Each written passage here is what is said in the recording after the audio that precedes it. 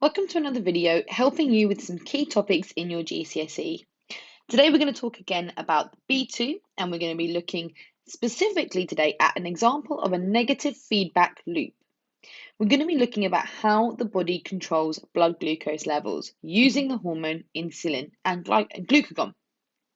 Now, when we go through this, the top half, everything in red, is something that everybody who is studying both the higher and the foundation paper needs to know, because that will be the section where we talk about what insulin does.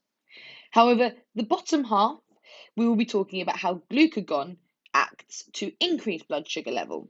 That, in the AQA syllabus, is a higher only topic. And so once we've gone through the top half, if you are studying for the foundation paper, you, of course, can pop off and continue to revise elsewhere. Now, when we look at how the body monitors blood glucose, we always consider the fact that what we are looking for is a balanced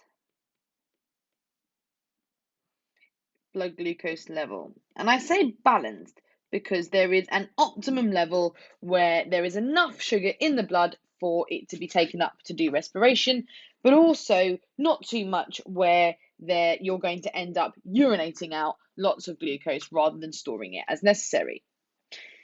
Now, when we do negative feedback loops, we need to talk about what happens when the blood sugar level is too high or too low. So what we're going to start with is what happens if the blood sugar level is too high. So blood glucose increases. So the body has detected that there is an increased level of blood glucose in the blood. What happens? Well, the first thing that happens is that beta cells that are found in your pancreas release the hormone insulin. So insulin is released when blood glucose levels has risen above normal levels. Put normal in brackets in the least clear pen possible. Now, insulin does two things. The first thing insulin does is it allows cells to increase the amount of glucose they take in. And that means that cells will do more respiration because they have more glucose, and that lowers the blood glucose levels slightly. And that's why after you have a sugary meal, sometimes you feel a little bit of a buzz and a little bit more energetic. Now, the other thing insulin does is it enables our bodies to store excess glucose, and that's really important. When we eat a meal, we don't want to just have this massive store of glucose and then use some of it, end up excreting the rest, because then we'll have no stores for, an hour later. What will we do then? When we eat meals, we eat them because we want to have a store of glucose for a given amount of time until we next need to eat. Now, glucose gets stored in the liver as a compound called glycogen.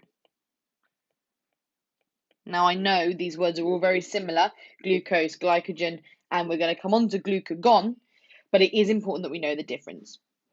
Now, those two actions, the increased uptake of glucose into our cells and the fact that excess glucose is stored in the liver as glycogen, means that glucose levels reduce.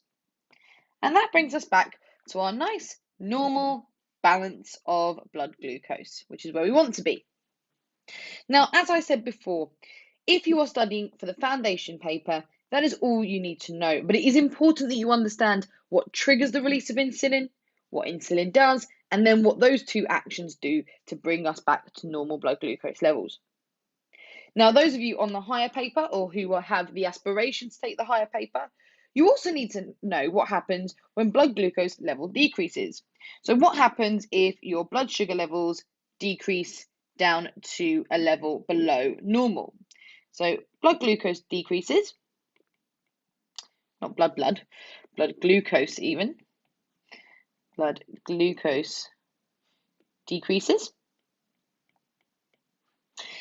And instead of releasing insulin, because insulin is only going to further decrease your blood glucose levels, the alpha cells in the pancreas release a different hormone called glucagon.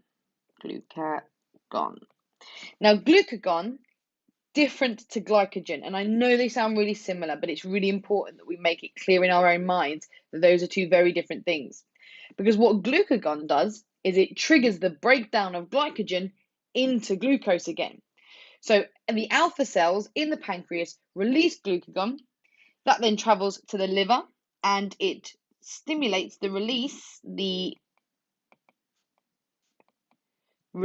or the breaking down of glucose from glycogen. So glycogen breaks down into glucose because of the glucagon. This then, in turn, increases blood glucose and returns it back to normal levels. So a really good way of revising this is, again, flowcharts. It's understanding process and knowing the order in which they go. Now, this is an example of negative feedback because it's the way in which the body acts to change the environment to bring them back down to a balanced, to a normal level.